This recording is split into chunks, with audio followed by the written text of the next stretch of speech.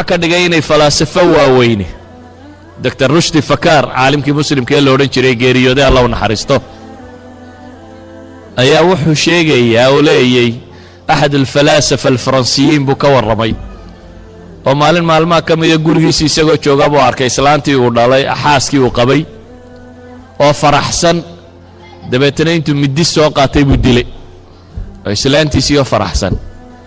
بوليس كي انتو تغيبو يري ان حاسكي بان دلي مركا شقada qabso waxay yiraahdeen booliski baba yaabay say waa filosof hebel waa aqliga wadanku ka dambeeyay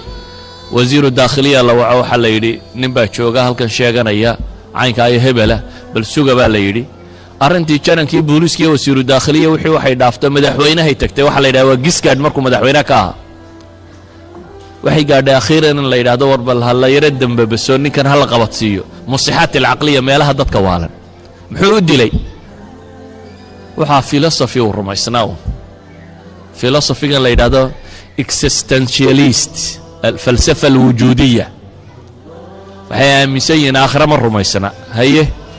waxay leeyihiin dunidu rafrafaad bay noqotay waa kadeedun waad soconaysaa wad dhimanaysaa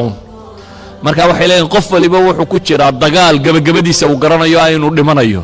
dee maxaad ka daalaysaa bay leeyihiin haddaad dhimanayso hore isaga dhimo meeshani noloshuba waa cabath waa dheeldheel waxoogaa uma joogaysa waad dhimanaysaa waa philosophy dhana umadi rumaysantay mar haddii ay geeri ku gabagabo noloshu bay waa alam markaa waa uun xanuun intan aad nooshana dhibun baa ku haysato waad kadeedantay